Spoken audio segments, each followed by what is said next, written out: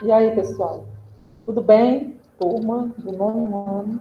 Quero já dizer para você que é um grande prazer estar aqui, tá? Mais uma vez com a nossa aula, nossa literatura. Bom, a gente vai ter aqui nessa aula um período, né? Ou uma tendência, eu diria que é uma tendência, tá? E essa tendência fez parte tanto do modernismo brasileiro quanto do modernismo lá de Portugal, tá bom? Então, vamos ver. E é assim, porque no Brasil, gente, nós tivemos o realismo, né, como você lembra, e mais adiante, esse realismo, ele foi retomado, né, lá no modernismo, só que de uma outra forma, como neorrealismo, ou seja, novo realismo, tá? Por isso que a gente vai ver isso agora, esse neorrealismo de modo geral, porque o neorrealismo, gente, ele ocorreu em praticamente todos os países da Europa. Na Itália, na França, em Portugal, no Brasil também, claro. Né? Então, vamos ver, de modo geral, o que é que foi o neorrealismo, tá? Vamos ver. Mais uma vez, continue enviando suas atividades, tá? Não esqueça, continue participando. Envie suas atividades, não deixe assim acumular. Por quê? Porque quando você deixa acumular, o que acontece? Chega um momento, né, que vai ficar muita coisa e às vezes não vai dar certo você colocar em dia, né? Então, eu sempre aconselho a que vocês sempre vão logo realizando, né, suas atividades, não deixando acumular, também participe, tá?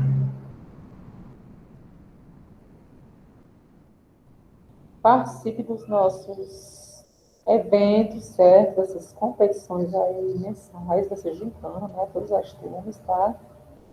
Pronto. Eu vou falar para você sobre o neorrealismo. Porém, tem uma observaçãozinha, tá, gente? Pronto, olha só. Em alguns momentos aqui, você vai ver neorrealismo escrito da forma antiga, tá? Eu já observei isso aqui, tá? A escrita correta é exatamente essa aí, neorrealismo. Tá vendo aí? Neorrealismo, certo?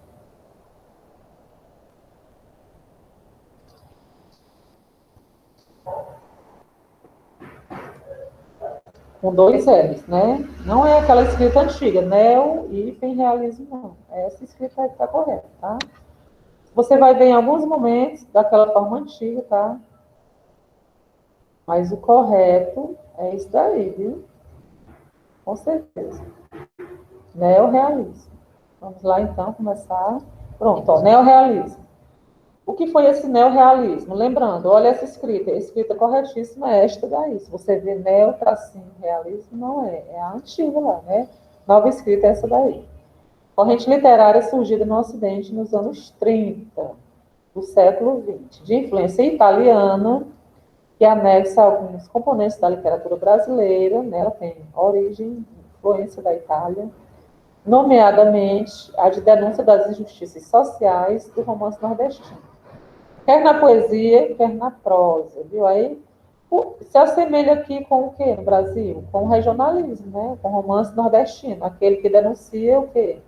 As injustiças sociais, né? Então, ocorreu praticamente simultâneo essa fase aí, que é a segunda fase, né? Regionalismo. Sim, quer na prosa, quer na poesia, quer na prosa, o neorrealismo assume uma dimensão de intervenção social agudizada pelo pós-guerra, né? Após o quê? A Primeira Guerra Mundial, e pela sedução dos sistemas socialistas e o clima português da ditadura militar.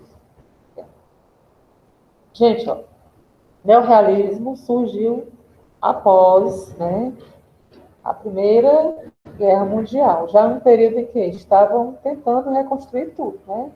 Período um tanto conturbado ainda. Período de injustiças sociais. No Brasil, como eu já expliquei aqui, corresponde o quê? Corresponde à segunda fase. Lá em Portugal, o neorrealismo é a terceira fase do modernismo, tá? E aqui no Brasil, o neorrealismo corresponde à segunda, tá? E em Portugal, à terceira. E qual é a segunda fase do modernismo no Brasil? Regionalismo ou romance de 30, tá? Lá em Portugal já é a terceira. Até porque o modernismo em Portugal, gente, ele começou antes do que aqui no Brasil, né? Começou em 1915, tá? Pronto.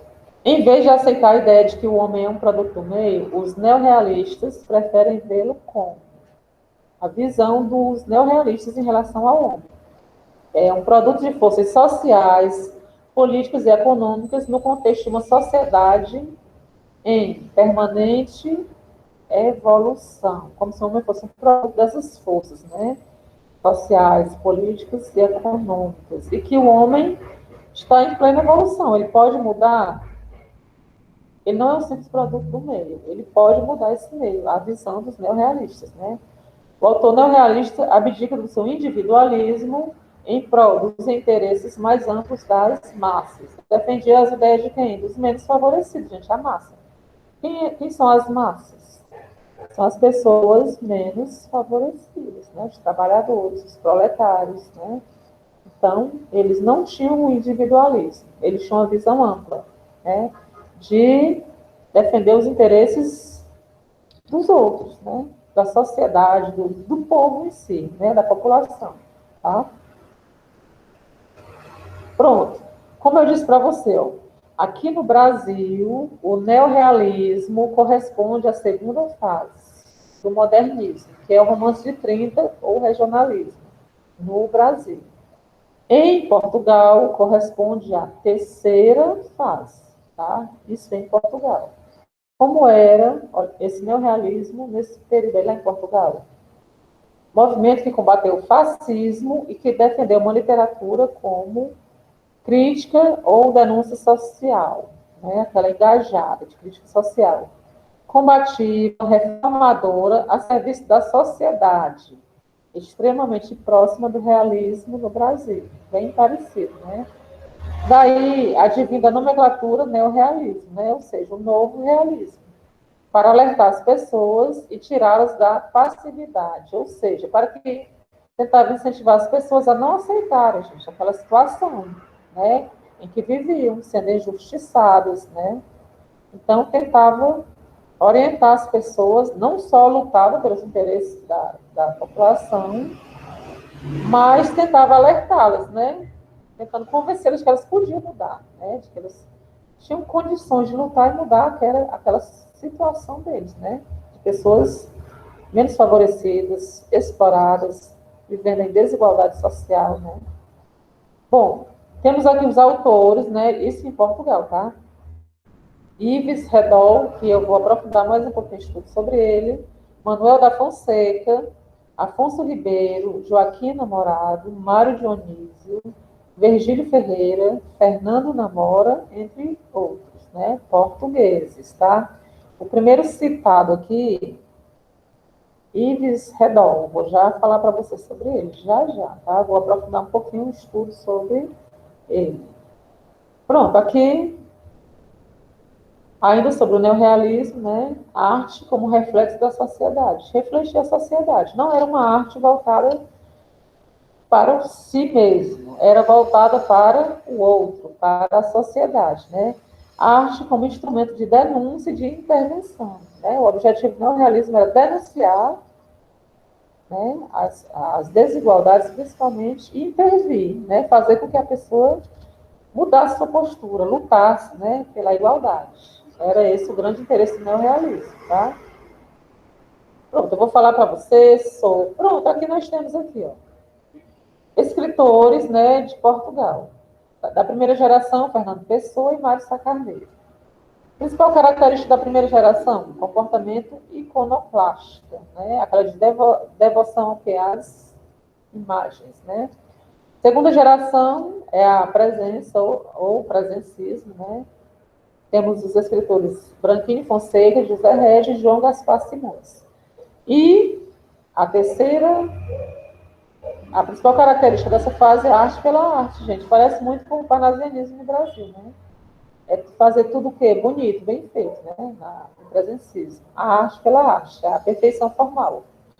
E a terceira geração, né, o realismo, né, que a gente está vendo, Temos aí o Ferreira Castro, Carlos Oliveira, Fernando Namora, Alves Redol e Virgílio Ferreira. Principal característico, literatura engajada. O que é a literatura engajada? É tudo que eu falei.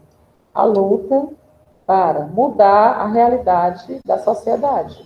A luta pela igualdade. Literatura engajada quer dizer, o escritor não estava mais preocupado com si mesmo, não com si, com seus sentimentos, não. Eles estavam preocupados com a sociedade, com a situação do outro, com as desigualdades sociais, né? Por isso é engajado, né? De luta e de crítica social, né? Levantava essa bandeira aí de lutar pela igualdade, de mudar aquela realidade, era engajado. Não estava vendo só, aliás, nem via o seu eu, via o outro, a realidade do outro. E outro, os menos favorecidos, né, que viviam em situação de descaso, tá, gente? Não é isso. Pronto, sobre esse escritor aqui, eu disse que ia falar um pouquinho. Alves Redol. Antônio Alves Redol nasceu em Vila Franca, de Chile, no dia 29 de dezembro de 1911. Foi escritor considerado como um dos portugueses do neorrealismo português, um dos principais. Quando completa 16 anos, em 1928, vai para a África, Angola e Luanda, ele viveu lá, onde exerce primeiramente a função de operário e após isso trabalha numa fazenda, objetivando o quê? Conseguir novas perspectivas para o futuro. Contudo, nessa região havia muita miséria e fome. Pronto. Foi essa convivência aí, gente, que o tornou um escritor neorrealista. Convivência em ver as pessoas vivendo em situação precária, né, de miséria mesmo, né, em prol de outros que estavam lá em cima do poder, ricos explorando os mais pobres. Então, foi esse fato aí, esse tempo que ele viveu na África, que o tornou, né, que favoreceu para que ele se tornasse um escritor neorrealista, né, aquele que lutava pela igualdade, né? Igualdade das classes, tá, gente? Então, era um sonho, é um sonho até hoje isso aí, né? Inclusive, a gente vê, gente, que antes do realismo aqui no Brasil, já teve uma outra geração, né? Finalzinho lá do modernismo, a gente vê que teve uma geração que lutou por isso, né? Lembra? A terceira geração romântica do Castro Alves, que eles eram engajados, eles lutavam por uma causa social muito nova, que era a abolição da escravatura. Né? A gente já vê um iníciozinho desse neorrealismo de lá no romantismo, aí depois é um realismo no Brasil, e o neorrealismo é um novo realismo, né? Voltado para a arte, a literatura engajada, né? De lutar pela sociedade, tá? Isso é o neorrealismo, tá? Sim, espero que você esteja gostando, entendendo esse conteúdo direitinho, tá, gente? Porque, lembrando mais uma vez, o neorrealismo em Portugal corresponde à terceira geração do modernismo. No Brasil corresponde à segunda, que é aquela dos romances regionalistas, né? Ali a gente já vê, gente, que os escritores, quando eles falam da seca, da miséria, do povo lá, eles já estão engajados numa tentativa de, é uma forma de denunciar, né, as agruras daqueles que sofriam muito, né? Então a gente vê realmente esse neorrealismo lá na segunda geração aqui no Brasil e na terceira lá de Portugal, tá bom? Então é isso, gente. Eu vou ficando por aqui, tá? Mais uma vez, continue participando, envie atividades, tá? Se Deus quiser, haverá um breve retorno, né? Vamos confiar, vamos acreditar. Enquanto isso, fique em casa. Se cuide, tá? Um grande abraço e até.